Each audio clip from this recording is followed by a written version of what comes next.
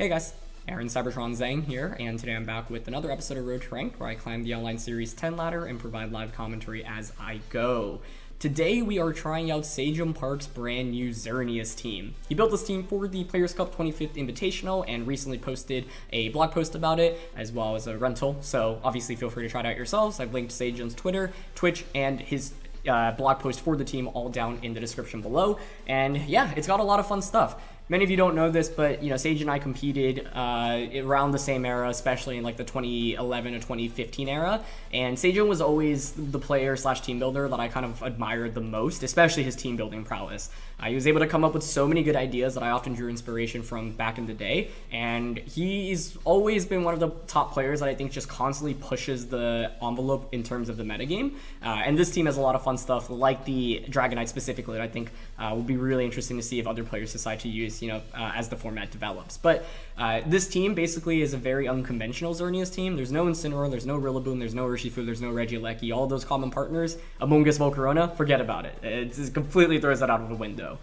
So the idea is that there's a lot of stuff here that, covers for Xerneas' weaknesses. You've got Choice Scarf Krookodile, that helps against Zacian. You've got Torkoal, that also helps against Zacian. You've got Dragonite with Fire Punch, that also does a lot into Zacian. There's a lot of good anti-Zacian stuff on this team. That being said, Zacian's still not exactly the easiest matchup. Just because you have these things doesn't mean you're guaranteed to win, especially because Zacian teams often do have so many different ways that they can build their Zacian and their EV spreads, but it helps out a lot, right? And the idea is typically to try to go for a Geomancy, whether it be in the early game or the late game. If your opponent doesn't have great ways to shut down Xerneas early, then, you can just lead something like Indeedee Xerneas and just go follow me Geomancy. If they have good Xerneas answers, you might want to consider conserving that Xerneas until the end game and then going for the Geomancy afterwards. Scarf Krookodile is really interesting here. It's really good into Calyrex Shadow Rider and Regieleki. Regieleki can't touch it. You can outspeed Calyrex Shadow Rider with this, you can outspeed Zacian with it, and just get huge amounts of damage onto both. That's a pretty good trade-off when you're not a restricted Pokemon. I gotta talk about Dragonite here. Really cool with the Life Orb and the dual Wing Beat. Dragonite, has a lot of value in Inner Focus because there's so much Fake Out in the format, whether it be from Incineroar or Rillaboom, for example. Well, with Inner Focus, you don't care about the flinches from Fake Out, and you also don't get intimidated. Dual Wing Beat actually one-shots a lot of the most common Pokemon in the format. Amoonguss, Xerenas, which is now trending, Urshifu, Rillaboom, a lot of Pokemon that just don't take Dual Wing Beat super well. You also break through Focus Sashes with that, which is super, super nice. Superpower, Fire Punch, Extreme Speed, all just really good coverage moves and allows Dragonite to do maximum damage to most things in the format. So, yeah, I think Krookodile Dragonite super interesting here. It's a standard Xerneas set. It's a Focus Sash Indeedee. It still has some bulk on it, but the Sash is just valuable because it means you can lead Indeedee Stack Attacka, and if you're trying to go the Trick Room out, just get Trick Room up relatively safely, which is pretty neat. And then finally, Charcoal Torkoal. Pretty standard Torkoal stuff here. Of course, it can utilize Trick Room, but even outside of Trick Room, that Overheat can just get burst damage and one-shot Zacian. I think a lot of people, when they see Torkoal, they expect like Eruption, Heat Wave, or Power Protect, or maybe Yawn Body Press, for example, but the Overheat's really nice just for burst damage to potentially get a big knockout onto something that wouldn't otherwise expect it. So, yeah.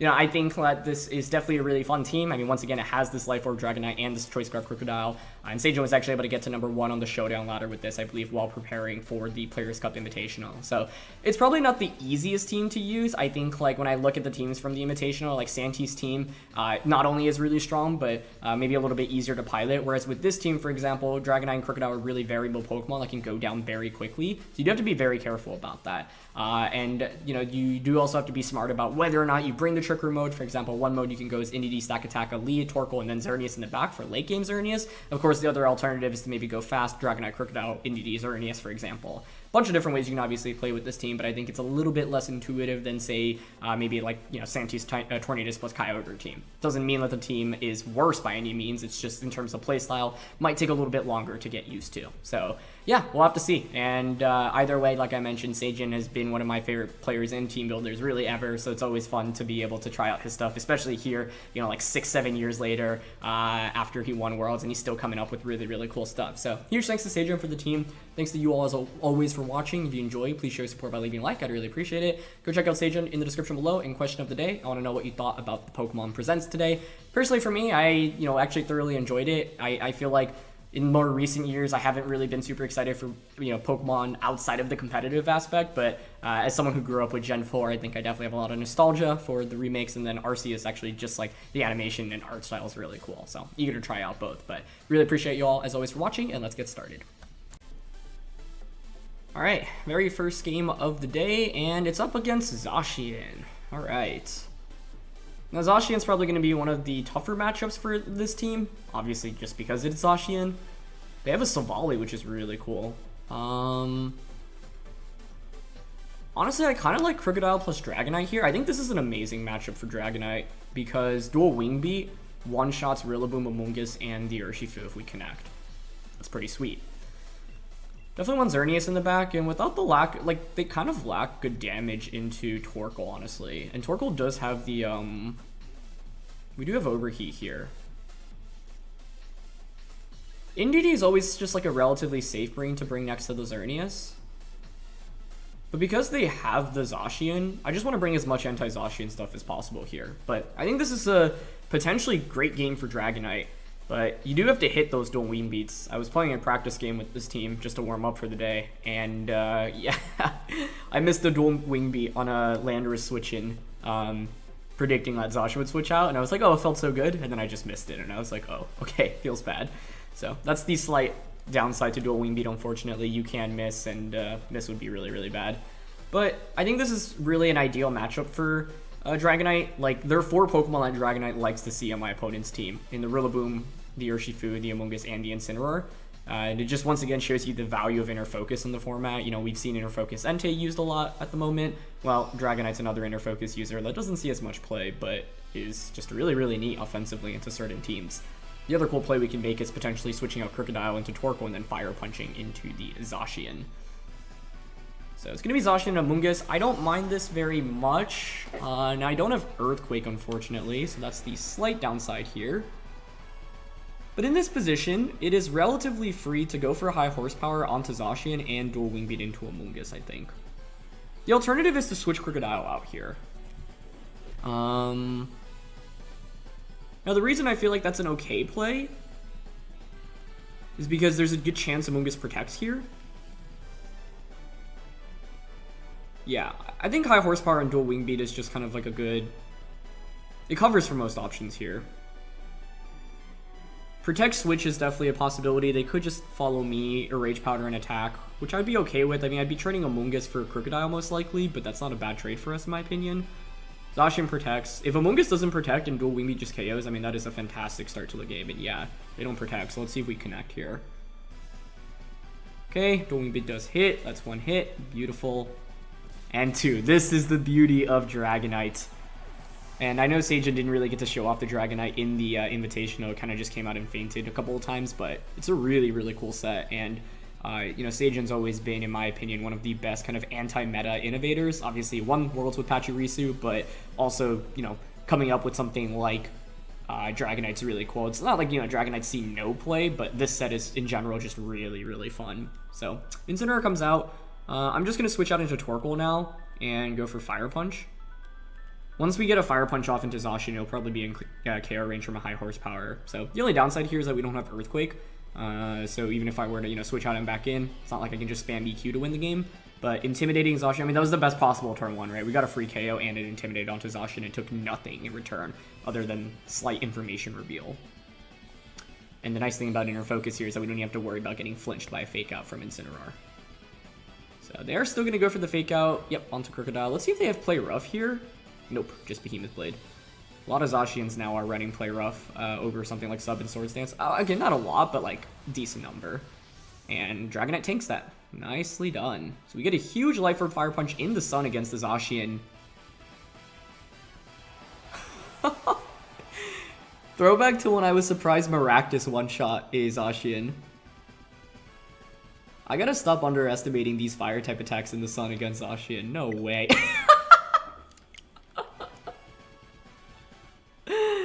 Okay. I mean, that was the best Dragonite game you could ask for, right? Oh my goodness. That was awesome. Yeah, I mean, there really wasn't much my opponent could have done after turn 1. Incineroar switching it makes sense, right? You get an Intimidate off against the Krookodile and then put Fake Out pressure onto it. But yeah, I was always going to go for that Torkoal play, especially with Zacian protecting the previous turn. The best thing you could do in my opponent's position is maybe go for Protect with Zacian, or sorry, a substitute if you have it, and then damage the Dragonite so that it's in KO range from a Behemoth Blade, but it's going to be another Zacian team, pretty similar Pokemon, but they do have a Landorus here. Landorus actually makes this a lot more difficult, mainly because Intimidate doesn't do very much. They might have Rock Slide, so it helps a little bit there, but the main thing is that they have us switching into ground type attacks here, so yeah.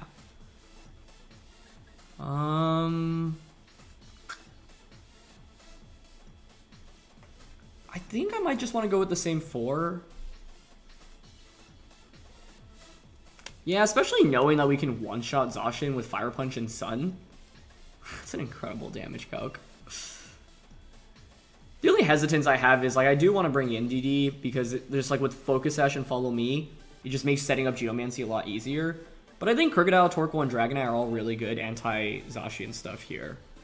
So, we'll see how it plays out.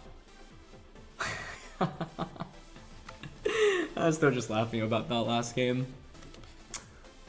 Yeah, I mean, the game was over as soon as Zacian goes down, but even turn 1 played out incredibly well for us, and the reality is that my opponent, by not having any good ground switch-ins, turn 1 was always relatively safe for us to play. Now, the game would have probably been tougher if they protected Amoonguss turn 1 and then attacked with Zacian, but especially after Zacian reveals that his choice, or sorry, Krookodile reveals that his choice scarf, yeah, I feel like it would be pretty surprising for a player to protect the Amoonguss turn 1. But yeah, this is the upside of Dragonite, right? We got 2 1-hit KOs with it with the Life Orb, which is nuts. They're going to go Urshifu plus Zacian. This works for me, I think. I mean, once again, getting Intimidated off is a good start.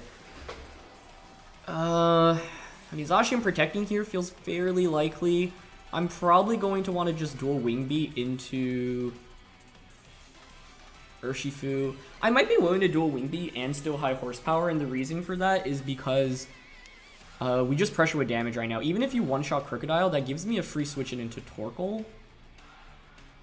Actually, maybe I don't love that.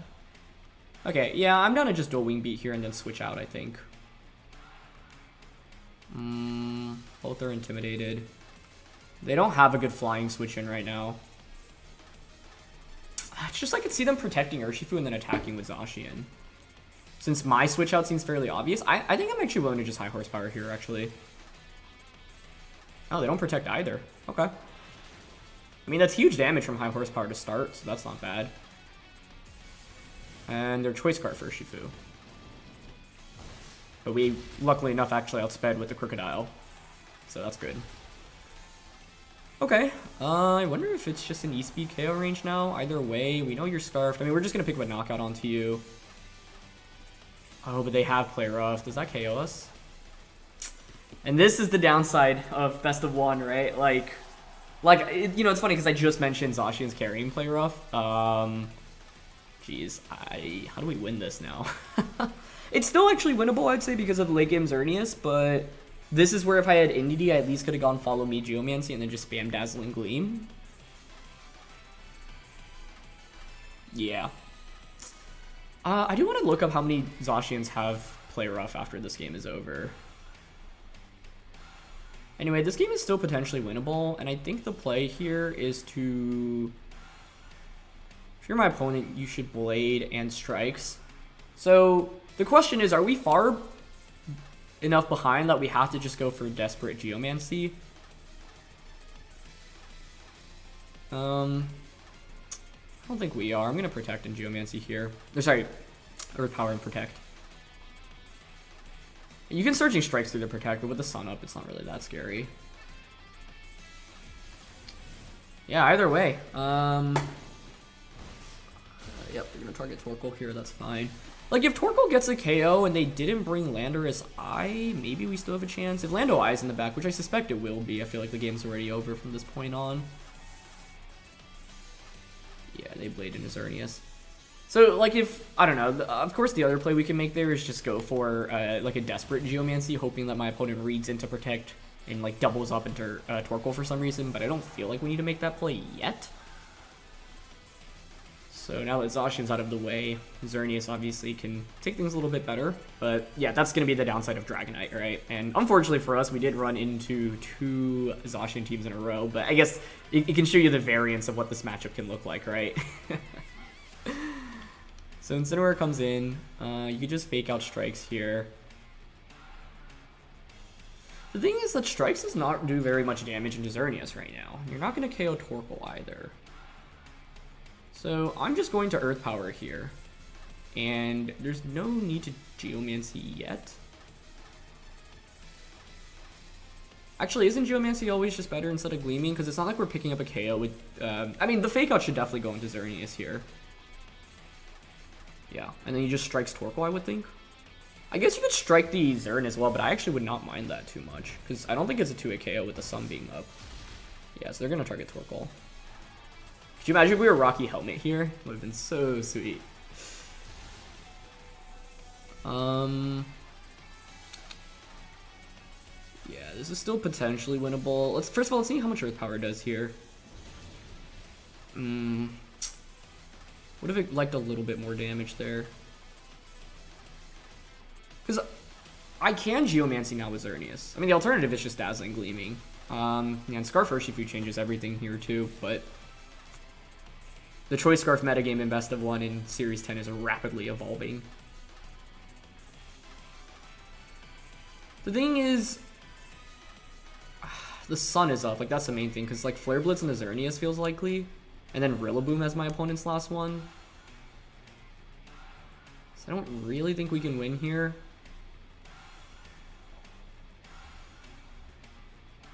I'm gonna protect Geomancy mainly because now we're too far behind where like I don't really see an out unless we somehow magically set up Geomancy, and for some reason I mean, you should always strikes into Torkoal here. But the protect means I at least avoid a potential attack from the Incineroar. The thing here is if that Rillaboom's not their last one, we can actually win if Flare Blitz doesn't KO us, right? Because then Dazzling just picks up a double KO, but I think Rillaboom's always going to be my opponent's last one here, unfortunately. So Xerneas obviously has really good late game comeback potential, but yeah, the main thing here is that my opponent Zacian actually had Play Rough, and once again, like I said, that's something that's been trending upwards recently a lot, so yeah. It feels like a pretty interesting meta development, and is one that obviously makes this matchup completely different. Because if we get that dual wing beat off, oh, they parting shot though. This actually gives us a fighting chance. Because even if they have Rillaboom, well, if you're AB Rillaboom, you probably still win. But that's the best opportunity we're gonna get for a Xerneas sweep. Oh, it's because it's a Amoonguss. Then you still win. Okay, yeah. Because here what you can do is just sacrifice Urshifu. There's only 2 turns of sunlight though. So even though it feels bad to protect here, I'm going to do so. Like, yeah, we eat up a Surging Strikes, but you're WinCon right now. They'd probably win with the Amoonguss either way. This is why like Dragonite was so essential to our team, and so maybe I shouldn't be leading Dragonite with the fear of Play Rough. I don't know though. Like, what else would I really do, right? Honestly, I think the WinCon here is like critting Moonblast onto a Amoonguss. If we crit Moonblast, we actually probably win. Even with the crit though, that doesn't KO. Amoonguss is just so bulky. Yeah. The other play I was thinking was Protect there to stall out the Sun and then Dazzle, but then Instant just comes out and you just fake out Spore Flare Blitz. But yeah, Amoonguss being bulky enough to take the Moonblast even with the crit means that we should have just attacked there. Anyway, nicely done. Yeah, I think like if you watch the Invitational, Sejun had some really fast-paced games, and because like, you know, some of the Pokemon are relatively for run don't have Protect, like Krookodile and Dragonite, things can go downhill really quickly with the surprise item or a surprise move.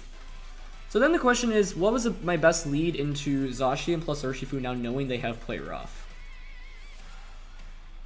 Could have been Indeedee Xerneas, where I just follow me and Geomancy turn 1. And then I have Dragonite and like Torkoal Krookodile on the back, but yeah, like I said, I want to double check how many Zacians carry Play Rough here, so let's see. Because I think it's a decent number, but I don't know the exact percentage on like Showdown right now, for example. So Zacian, Play Rough's still only around 15% usage, so yeah. Like if it's not Play Rough Zacian there and we knock out the Urshifu, that's a completely different matchup, right? Because then it's like you don't knock out the Dragonite and I KO the Urshifu, and I get 70% of damage onto Zacian. So then you have to bring out a Amoonguss or the Incineroar, to which then I could bring out the Torkoal. And then you can't fake out Flinch the Dragonite either. So then it's free to get a potential E-Speed off or just go for another attack. So, yeah. But, I don't know, maybe Indeedee over something also would have been better for us in that end game. Because then I can just go for... What if I just let... Yeah. The reason I don't like leading Indeedee plus Xerneas is because if Zacian is Substitute, that doesn't work out super well for you, I would say. But knowing that they don't have Substitute, I think it's a little bit safer to go for a play like that. Because then what I can go Indeedee Xern and then sacrifice Indeedee Geomancy, bring Krookodile out, and then double up onto Zacian. Part of the other issue for us in that game though was that obviously they had Rillaboom in team preview, so it's not like Krookodile just secures us a victory against Zacian in late game, because if they have Rillaboom, that can handle our Krookodile, and that poses a lot of issues for us. So yeah. Yeah, I would say like if you're using this team, Zacian is like obviously going to be a really common restricted Pokemon. This team has answers into it, but it's not like, you know, like an auto win matchup, and it's obviously a pretty difficult matchup as is, and the reality is, yeah, it's just like Zacian's one of the more difficult restricteds to deal with, but as you can see, Sejun's composed his team where he has answers into it. It's just not always going to be super easy. Anyway, we're up against Cherrim, Groudon, Entei. This core is insane in terms of damage output, so I'm pretty nervous about that. I honestly might go Trick Room here. It's like even with Trick Room, I don't do that much. The alternative is Indeedee plus Dragonite here, because I can potentially just KO with dual Wing Beat. Xern in the back. And then Krookodile. That seems okay to me, but I'm nervous about Scarf Entei here. I think like the slight downside for Scarf Krookodile in a best of one format is that, yeah, you are going to run into other Scarf Pokemon. And Scarf Entei here would be like really bad for us, for example. Yeah, we also haven't gone up against like the easiest Xern matchups, just because here my opponent has Entei and the now Ego. Dragapult's really cool, by the way. I'm curious what kind of set it is here, like whether it's a support set or not. I actually saw like I think like a choice banded Dragapult set the other day, and I was like, whoa. That's really interesting. I don't know. I guess I could also just go aggressive and try to set up Geomancy in this game. But like Entei scares me a lot, as well as the Cherrim, honestly. So the idea of leading Indeedee plus Dragonite is to try to get a KO with Dragonite early on. They're going with Dragapult and Groudon. Okay. Interesting that they lead that if I had Xerneas. That almost makes me think they either have Light Screen on Dragapult or Surf into Weakness Policy Precipice Blades. Yeah, honestly. I would not be surprised if they were Policy'd here.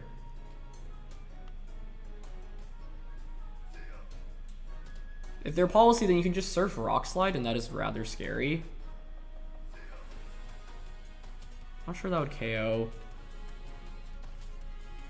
I think I'm gonna just dual Wing Beat into Groudon and Expanding Force, because then it's like even if you are Surfing Policy, you're just one Dazzling Gleam away from getting KO'd anyway.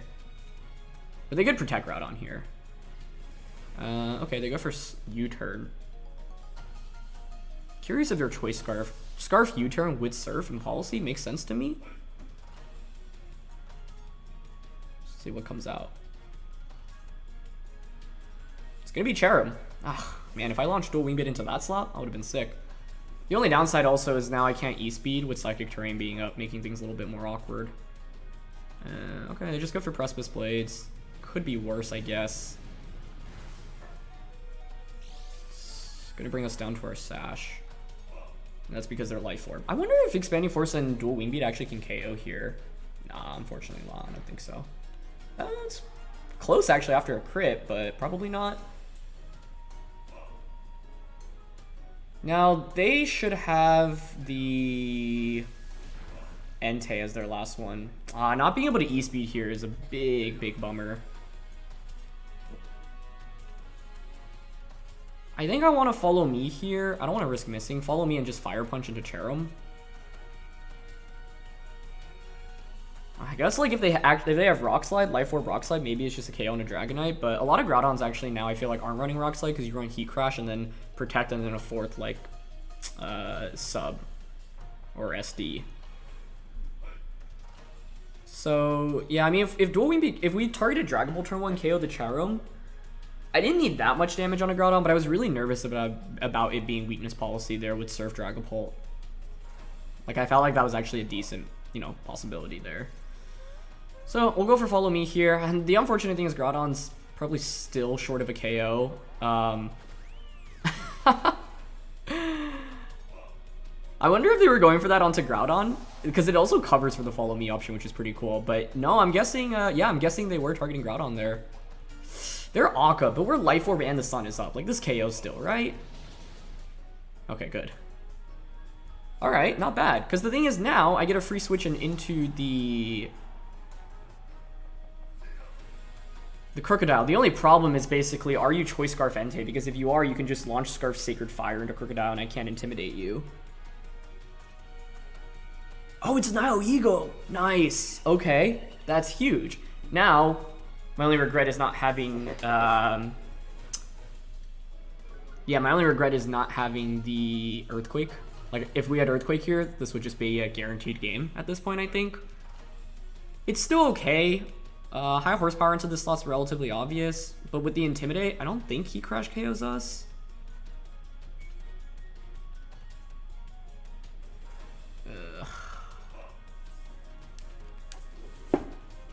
The other thing is, I'm not sure I actually want to knock out Groudon here if you're Scarf Dragapult in the back, which is honestly a decent possibility. Pretty sure Heat Crash doesn't KO with the Intimidate. If so, that's really bad. But the play I'm actually going to make here is to just dual Wing Beat into Nihilego and High Horsepower. Because I want an endgame where Xerneas is up against Groudon. Like, I don't want to KO Groudon. Like, Nihilego protecting here was obvious, but the thing I'm nervous about is... Well, actually, if I just launch High Horsepower and a Groudon, that was a wrap, right? But they go for Precipice Blades. And I'm pretty sure we should survive this. So then it's like, now I can just High Horsepower the Nihilego again. Oh, I guess Nihilego can switch out. Yeah, I guess, like, High Horsepower and a Groudon actually was just the game-winning play, right? Because Nihilego can't touch the Krookodile, and Dragapult in the back can't really do that much either. So that was probably just the play.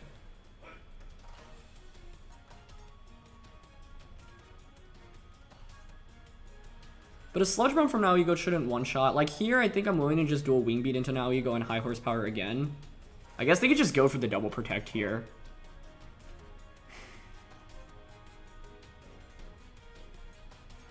I'm going to go for the double into it. They could also switch out into Dragapult, but if they switch out, we KO Dragapult and Groudon also faints from Life Orb. Yeah, they're going to switch. Meaning it'll be a 2v1, Dragonite plus Xerneas, but then I can just go for Superpower and Geomancy, I think. If they miss Precipice Blades, game's also over here, but it is going to connect. Actually, we might survive. It's a pretty close damage roll. No, okay. Well, we need to hit the dual Wing Beat here, that's for sure. But the thing I'm thinking is now... Okay, dual Wing Beat does connect. Yeah, I should have just High Horsepowered into Groudon, I think. I guess the only other thing I was nervous about was Nihilego having Trick Room. Actually, that's a pretty legitimate concern to have. But I feel like the way they played was fairly obvious here in this endgame. But even if your power Meteor Beam here, and like with the Geomancy, I get the special defense boosts, which is obviously really valuable. I don't think Sludge Bomb one-shots us here either. So it's the last turn of terrain. I can't Extreme Speed, so I'm just going to go for a Superpower here into Nihilego and a Geomancy. If you are Power Meteor Beam, well, you KO Dragonite, but I get Geomancy off. So you'll be at +1 special attack, but I'll be at +2 special defense and special attack. I guess you could launch this into Xerneas. That'd be pretty interesting, but that would actually just lose you the game. So yeah, I think you have to target Dragonite here. Okay, they're not going to miss. Yep, they do target Dragonite. That's fine. Yeah, I mean, are you going to have Trick Room on the Nihilego here? Oh, I did forget about Beast Boost, though. So effectively, it's neutral. So then the question is whether or not 2 + 2 Moonblasts KO Nihilego. I'm not sure it does, to be honest. If that's the case, then I really should have... I messed up by... Yeah, because I don't feel like Nihilego would have Trick Room here. I don't know, though. They have a Groudon. And it's like, if I don't cover for Trick Room, I actually hard lose the game. But I was also really nervous about, like, there were so many things I was nervous about that maybe weren't even there, right? Like Scarf on the Dragapult and the Trick Room on the Nihilego. And had I just launched high horsepower there that turn, that probably would have just been the win. Alright. Whoa, whoa, whoa, let's not run. Yeah, the main question here. Moonblast can also drop their special attack, by the way, so that gives us a shot. I don't know if it's a 2k onto Nihilego, though, is the thing, even with the Geomancy boost, so let's see. But we always had to Geomancy last turn. Okay, it is. Alright, I mean, this shouldn't KO us without a crit, right? It is so close. Poison there also might have done it for us. I mean, the first one did over 50%, so that's what we want to see. But it's very, very close as to whether or not it's actually a KO, I think. Might be a damage roll here. Nice. Oh, that was an intense one, mainly because I would have been really frustrated if we lost that, since we had multiple opportunities to secure the game relatively earlier. I think the main thing was the turn that my opponent went Pollen Puff plus Precipice Blades. I'm wondering if they were just trying to get cheeky and heal themselves. Because, like, Pollen Puff onto Groudon is fine. That makes me think Groudon did not have Rock Slide and was Heat Crash plus a 4th. Let's actually look at Picolytics. Groudon currently... What's the moveset looking like in terms of distribution? Precipice Blades protect Heat Crash sub. 38% of Groudons are using sub, and then 32% is Rock Slide, 29% Swords Dance. So yeah, there's a lot of variability in that 4th move, right? Like those 3 you're gonna see most frequently. So yeah, like I think so much of what actually has determined these first couple of games is whether or not my opponent has the answer in a Dragonite and has good damage into it. In games 1 and 3, the answer was not really, but then in game 2, my opponent had that play rough and Zacian, and that obviously shut us down a lot more. So yeah, it's definitely been a really fun set of games, and this team is pretty fast-paced, so let's look for one more. Alright, final game of the day, and we're up against Perish VGC. Unfortunately, in our first outing with Xerneas, I go up against 3 different Zacian teams, so not the dream, but that is pretty realistic, right? I mean, Zacian is probably still the most common restricted, just in terms of usage. Yeah, it looks like 24% on Showdown, and on Battle Spot, yeah, Zacian is the #1 most common restricted. So, I don't know if this team will be, like, the absolute easiest to ladder with. Sejun actually managed to get #1 on the Showdown ladder with this team, but Sejun, right? Like, he is such an amazing player. I mean, the main question here still is, do you have play rough on Zacian? Because that was what was such a big difference maker previously. I guess I could consider going a different route and setting up Trick Room. Actually, Trick Room doesn't seem half bad here because Torkoal under Trick Room does a ton of damage. So that's actually really intriguing to me. Oh, but they probably have imprisoned Indeedee, honestly, if I had to guess. So I think I will go Krookodile, Dragonite, Torkoal, and Xerneas again. Maybe I shouldn't be bringing Torkoal. Maybe it should be Indeedee instead, actually. I'm going to give that a shot. I need to learn how to play the Zacian matchup a little bit better. Because both games 1 and 2, I feel like they're just so one-sided after turn 1 that I haven't really gained too much info. I guess the other thing is that Fire Punch can just knock out that Zacian, right? So, yeah. But either way, should be an interesting one. And we played against our opponent in multiple different formats, which is pretty neat as well. It's Zacian Urshifu. I mean, it's just the same thing we went up against in game 2. So it's like, do you have play rough on Zacian here? I guess I could play around it by switching out Dragonite. Do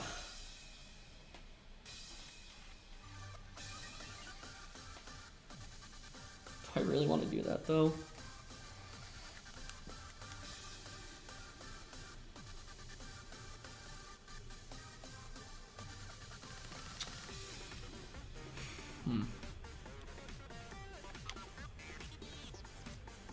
I mean, Strikes into Krookodile is so obvious that I could make a switch out into Indeedee right now. But I think putting on pressure into Zacian with high horsepower is fine. So I'm going to go for high horsepower and dual wing beat again. But I don't know. If once again, if there's a play rough here, we kind of just lose, right? They actually would draw Urshifu. I don't mind that at all. Into Gothitelle. Okay. They trap us in now, which is pretty neat. Oh, that's actually really cool because you're probably protecting Zacian. And now what you're going to do next turn is you can fake out Krookodile and maybe double up into it. Although then we'd get a Fire Punch off, which would actually not be bad for us. Dual wing beat connects, which is nice. Alright. Well, I feel like then that means they don't have play rough, at least. can't say that with 100% confidence yet. Either way, I'm going to Fire Punch Zacian right now. I don't really care about the trap too much, I think. There's Fake Out. Yep, into Crook. And Behemoth Blade. Okay, well, we should survive this with Dragonite, but maybe even with Krookodile. Let's see.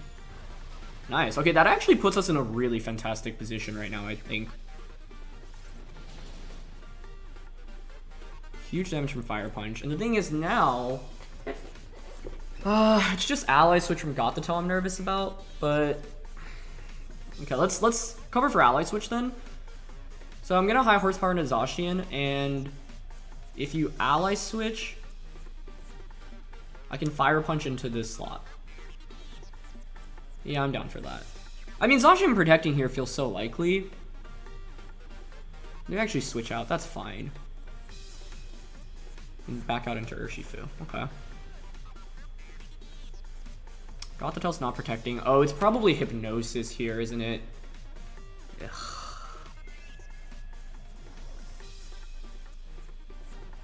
Yeah. Although they were faster anyway, so I didn't really have a great way to prevent that. The upside is that High Horsepower is actually a 2-hit KO onto Urshifu here. So I'm gonna go High Horsepower and E-Speed into Urshifu. Gothitelle switches out, that's perfectly fine by me. Into Rillaboom. Okay. That makes sense, and then you're probably protecting now with the Urshifu, I would think. But because we've gotten so much damage across the board now, the Zacian and the Xerneas endgame looks a little bit better. They actually protect with Urshifu, giving us a turn to wake up, potentially with Dragonite too. The play I can make this next turn is to withdraw the Dragonite out. Fortunately, we don't wake up there. Is withdraw Dragonite out into Indeedee. So then your Glide won't go first, and then High Horsepower into Urshifu. And I actually think that's a relatively safe play, because High Horsepower should do enough to KO. Yeah, we can go out into Indeedee. And then without Terrain, I'm not sure Glide is even KOing, and then this also blocks a potential Fake Out, so I just think this is the best option. And now I'm really glad I brought the Indeedee. Krookodile's been putting in so much work right now, though, so I'm really happy about that. Okay. High Horsepower connects. Oh, but it doesn't KO. Wow, that's bad. Oh, they target Indeedee. Okay, that makes sense, yeah. But we should survive. Barely, though. Let me go for U-turn onto Krookodile. Oh, it's so... If we pick up that KO, I think we just win the game. Because then Indeedee doesn't take any damage, and I can protect and get Xerneas in for free, and then just follow me Geomancy. The upside right now is that if you're my opponent, you can't click Fake Out. But you can if you switch Urshifu out into Rillaboom. I wonder if High Horsepower would have KO'd Gothitelle, because if so, then I could have just targeted Goth earlier. Goth is just so good with Hypnosis, and that's why Hypnosis is such a good move. It can get you out of just any tricky situation, potentially.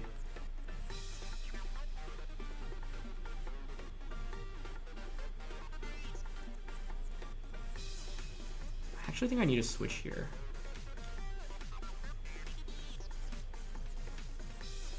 Oh, I can't. What am I saying?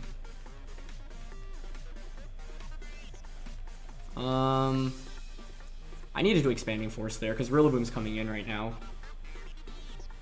And they're going to go Fake Out. Oh, actually, it's fine, because I can still just follow me next turn. But now they've very cleverly beaten my Indeedee. And this is where Dragonite being asleep is really bad for us. Yeah, I mean, I could have gone for Expanding Force there for Chip, but, like, it doesn't really accomplish very much. Okay. I don't even think High Horsepower KO's Gothitelle right now. You know what? I have an opportunity for Geomancy. So there's two different plays I can make here. The first is just to like High Horsepower Gothitelle and follow me. But the other is to actually protect the Indeedee so that I get a free switch it into Xerneas if you KO the Rillaboom.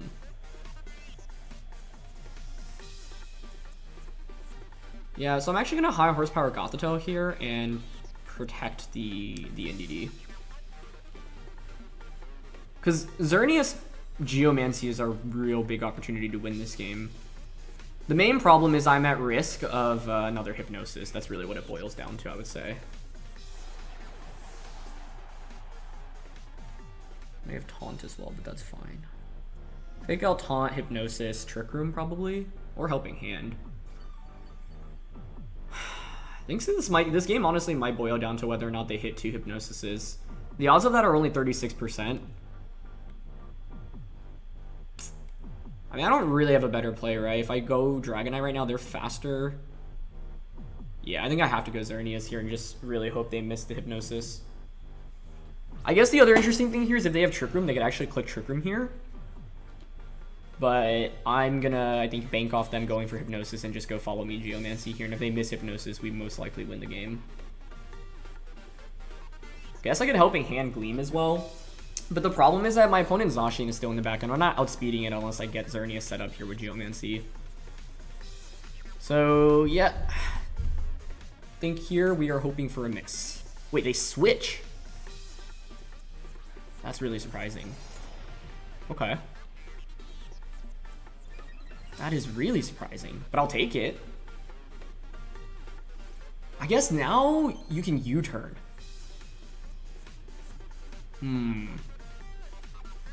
Does U-turn help them win? Yeah, it's definitely U-turn coming out right now. And then you go out into Gothitelle and you cycle Fake Out again. And then you have Substitute potentially. That's actually really smart. Like, a smart way to not rely on winning the game solely off Hypnosis. Because if they missed there and they went for it, we'd actually probably win the game. So I really like that play on their end. Now you bring Gothitelle back out. The thing is, you can't click Fake Out into... I mean, you can Fake Out Dragonite, but you won't KO us. Yeah, I really wonder if High Horsepower would have done enough to Gothitelle earlier on in the match.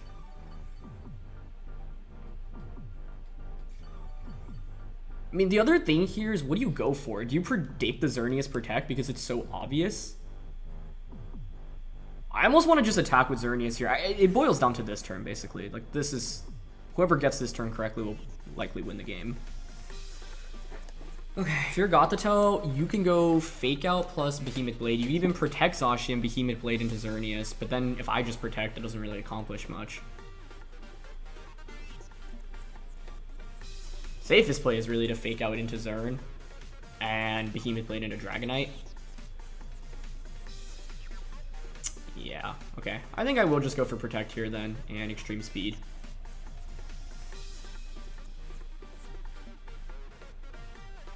Well, E-Speed would be so that Dazzle can maybe finish off both, so I'll go for that. Cool way to cycle in the Fake Outs there, that was really clever. See if we take a third turn of sleep. Okay, got this, go for Fake Out, yep. Ah, that's frustrating. Alright, now the question is whether or not we can do enough damage with Xerneas to everything. Because if there's any position for a 4v1 sweep, and it is honestly this position, but I don't think Dazzle does enough into Zacian. So if you're my opponent, I guess I can still basically play hoping for a Hypnosis miss. It still boils down to, I guess, the Hypnosis miss win con, right? You could protect Zacian here is the thing.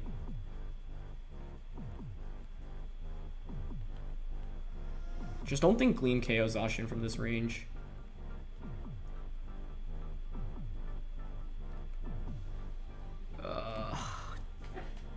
I mean, if I'm my opponent, I'm going Hypnosis, but like I could see them switching Zacian out and then Hypnosising. Actually, to be honest, that feels like the play for them. Because if I Gleam here and they actually just switch out Zacian or Protect, we would win the game. I'm going to go for the Gleam here, but... And maybe Gleam can knock out Zacian here. Oh, they actually withdraw Gothitelle. Okay, that makes sense. Does it? Zacian protects here then, right? Yeah, okay, that makes sense, yeah. If you have Substitute now, that actually wins you the game, and I assume they have Sub. Ah, so I could have Moonblasted God. No, it doesn't matter because they have double Fake Out in this game. The key thing is I didn't play around Hypnosis in this match, and that's on me. But this was a really good game regardless, honestly, so I can't complain. No more terrain, but now, like I said, assuming you do have the, You know what's so interesting here, though? Let's say they don't have sub. It's so... If they have sub, we always lose this game anyway, because you just fake out sub, and I can't beat that. But if they don't have sub, they could be bluffing, and they could go for, They could switch Rillaboom out into Gothitelle, expecting me to protect, and then get another fake out off. So because of, like, the fact that we lose if they have sub anyway, I'm just going to Moonblast here, because me protecting is so obvious. I could see Rillaboom switching out, but they just go for fake out. If they go for Behemoth Blade here, I'll actually be pretty frustrated. But yeah, they're sub. Yeah, so with sub, we were never winning this game, unfortunately. This was really close, but missing out that KO on Urshifu just with the Sliver was really bad. If we get that knockout on Urshifu, we probably win the game. And that's where the Rillaboom coming in to set up that terrain helped. And then I couldn't, Dragonite got hit by the Hypnosis and took 3 turns of sleep as well. I don't think the turns of sleep matter too much, it's just mainly the first Hypnosis connecting. Because if Hypnosis doesn't connect there, it gives us room to actually stay in with Dragonite and actually attack my opponent's Pokemon, because then we have priority extreme speed onto the Urshifu slot. So, a little unfortunate, but well played. Nice cycling of fake outs, and the way they trapped us in was really cool as well. Like, using Gothitelle to trap the Indeedee so that I couldn't recycle the fake out there was neat. So they're going to switch out. Protect? No protect. It doesn't make him a difference, actually. Actually, yeah, switching out there is just to get a 4-0, I guess. If I weren't to KO Gothitelle there. So this was really close, but yeah.